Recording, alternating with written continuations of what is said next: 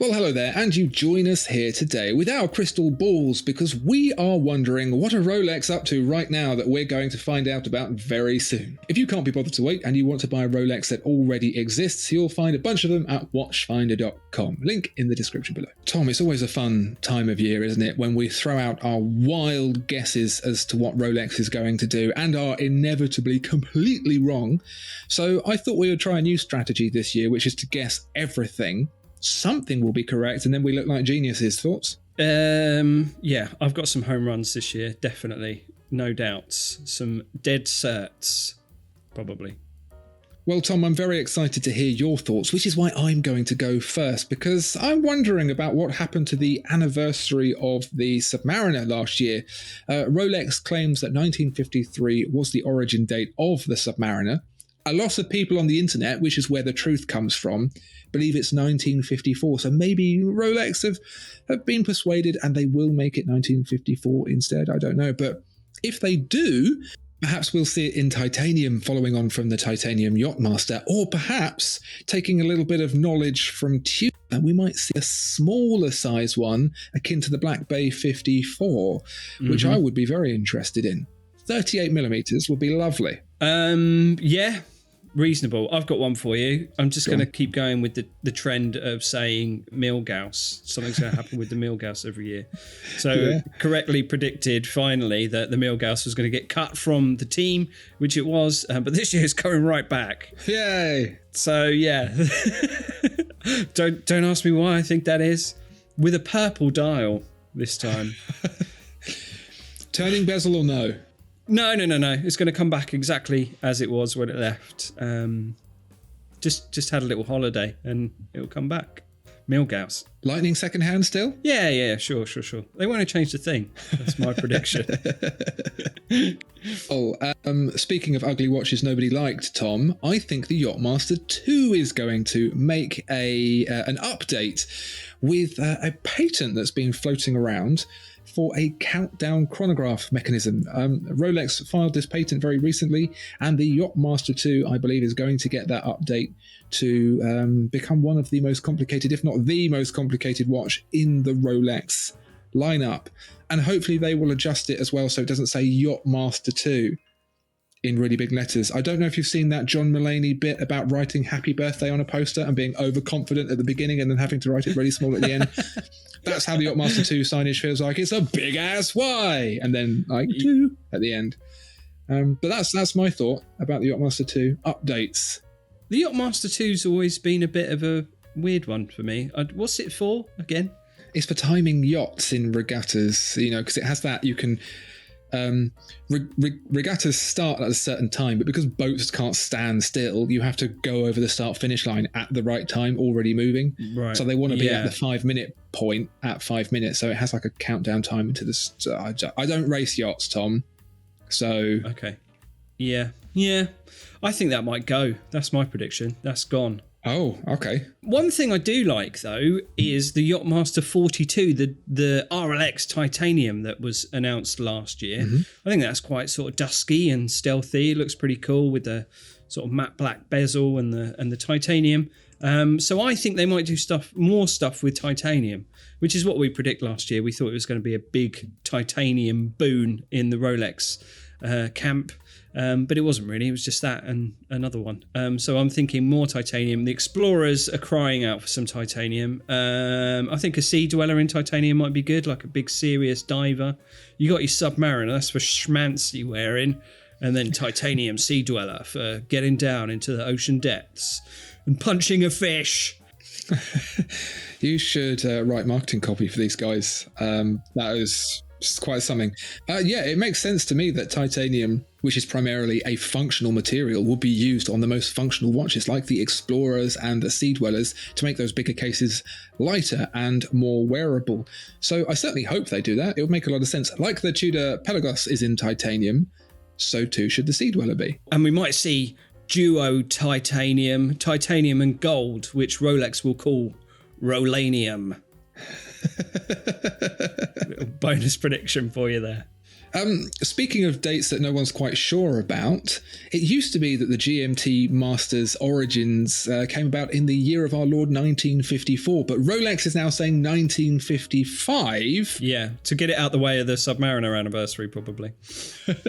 So we might not be seeing an anniversary of that particular watch this year, but if we do, perhaps it might be a move of the Pepsi bezel to sapphire with a clear case back, or Coke perhaps for the anniversary. But I have heard a rumour, Tom, that the GMT Master 2 Pepsi will be discontinued. Why does this rumour exist? Because people who own one want theirs to be worth more, I think is the primary cause for concern there. Right. But also as well, I don't know if you've noticed, but the red and blue of the Pepsi bezel aren't very red and they aren't very blue. The red is kind of blue and the blue is kind of red because they have real trouble combining the two colours. Because they want to make the ceramic bezel in one piece, they have to overlay one colour with the other to get a crisp line and not get like a little overlap. Yeah. This isn't a problem for any of the bezels that have black as one of the colours because it just completely masks the original. So the blue and black, like the blue's really punchy, but the blue and the red, they're like, you know what I mean? Yeah, that's a famous colour combination, isn't it? So that would be a surprise if they ditched that. But understandable because, yeah, it's not really Pepsi. It's sort of purpley, Dr. Peppery, purpley blue and reddy purple. Dr. Pepsi. Another easy prediction is, like the Milgauss, is to predict Coke GMT, the black and red. Yeah, that would be easy because you could just paint on the red, then paint the black over the top, pop in. So, yeah, we could lose Pepsi and get Coke.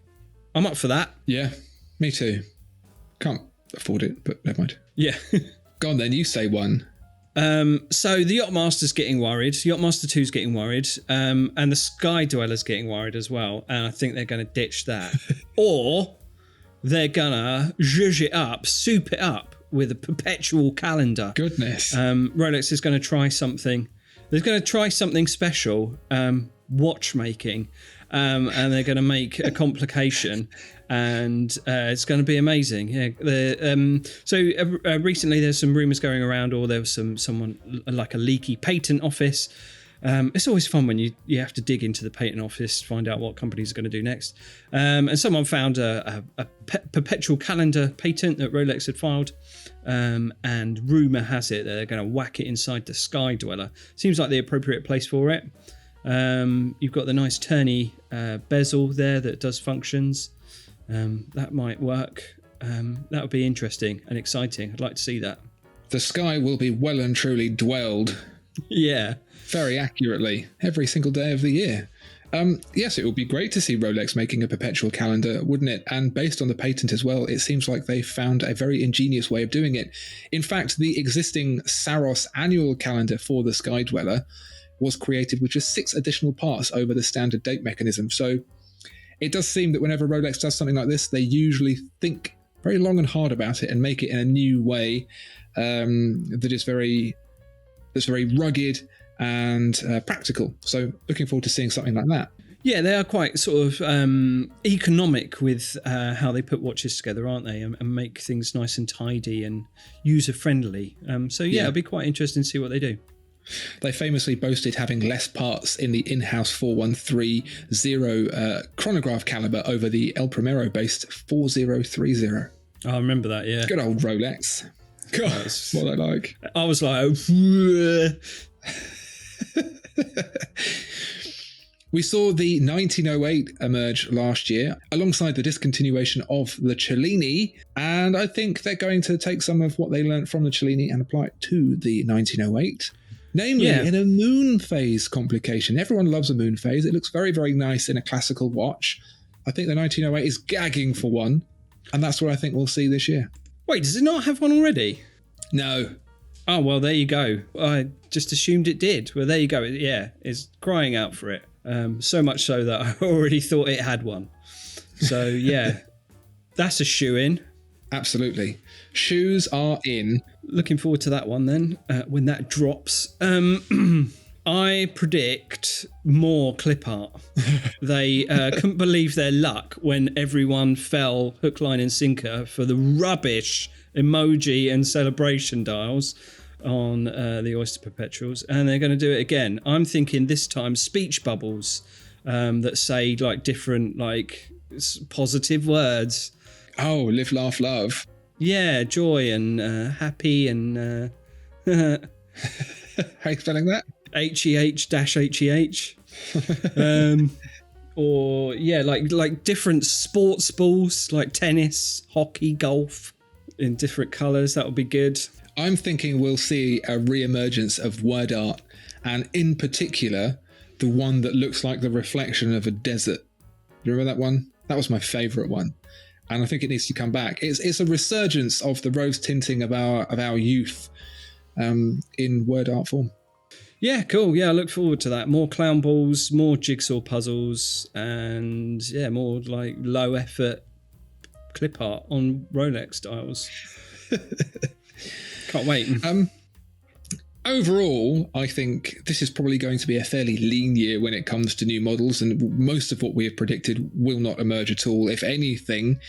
And that I think Rolex is generally going to be focusing on making the watches it's already told people it's going to make for them. That's what I think is going to happen. We're going to go, oh, they got a new with a bit, and it's going to go, okay, but actually they're going to say, oh, we're busy building our new factory, which will make many, many more Rolexes for all of you people to buy and enjoy at RRP. I think that's a fair shout. While it's fun to predict and desire new and exciting models, you know, as much as I'd like a 1908 Moonphase and a Skydweller with a Perpetual Calendar and a, you know, Oyster Perpetual that looks like it's been designed by the local borough council,